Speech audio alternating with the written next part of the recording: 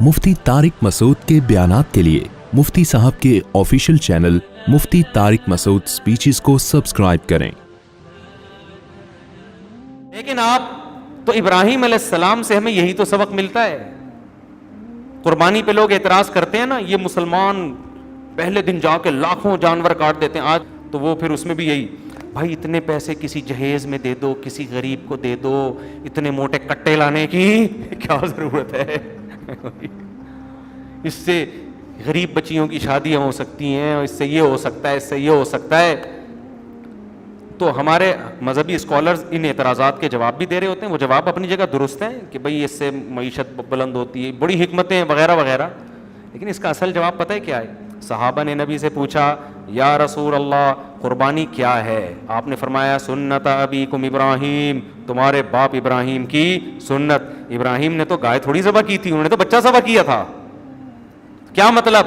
اللہ نے ابراہیم کو کہا بیٹا ذبح کرو، لٹا دیا ذبح کرنے کے لیے۔ اس کی کوئی لاجک بنتی تھی؟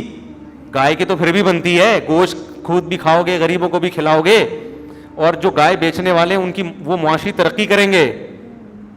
ایسا ہی ہوگا نا، لوگوں کو پروٹین ملے گا کھانے کو، گائے کے گوشت میں بہت زیادہ پروٹین ہوتا ہے۔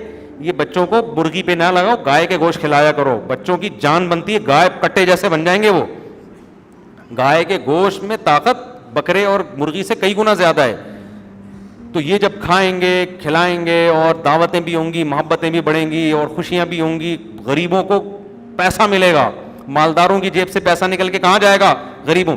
تو گائے میں تو کروڑوں حکمتیں ہیں، آپ کی وہ سمجھ میں نہیں آ رہا، بچہ کاٹنے میں کوئی حکمت نہیں تھی۔ تو نبی نے بتا دیا ان حکمتوں کو تھوڑی دیکھنا ہے، تو ہمارے باپ ابراہیم کی سنت ہے، ان کو اللہ نے کہا بچہ کاٹ دو، انہوں نے کہا کاٹ دیتا ہوں۔ اور جب تیرے آگے تھوڑی، اللہ ویسے بھی تو موت دے سکتا ہے نا بچے کو، تو ہم تھوڑی، ہمیں تو لاجک کی ضرورت ہی نہیں، ہم کٹا کیوں کاٹتے ہیں بھائی؟ ہمیں تو اللہ نے کہا لا کے کاٹو۔ ٹھیک ہے غریب کی مدد بھی کرو، وہ 3 دن کے علاوہ ہے، 3 دن کے بعد پھر کٹا کاٹو گے کوئی ثواب نہیں ملے گا۔ تبھی فقہا نے لکھا ہے کٹا لے کر آئے نا، 3 دن تک نہیں کاٹا، اب کٹنا نہیں ہے، اب چوتھے دن کاٹنے میں کاٹنے کا ثواب نہیں ملے گا، اب قربانی گئی۔ اب یہ کٹا اٹھا کے کسی غریب کو دے دو یا کباب بنا کے کھا جاؤ، اب قربانی نہیں ہے۔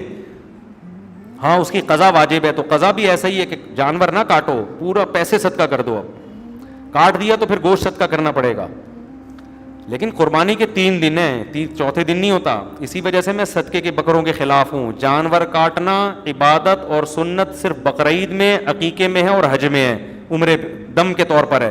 اس کے علاوہ جانور کاٹنا اسلام میں عبادت نہیں ہے، صدقے کے بکرے کا کوئی تصور نہیں ہے اسلام میں۔ صدقہ ہے وہ تو پیسوں سے کرو، راشن ڈالو وغیرہ، اس پہ تفصیلی بیانات ہو چکے ہیں، یہ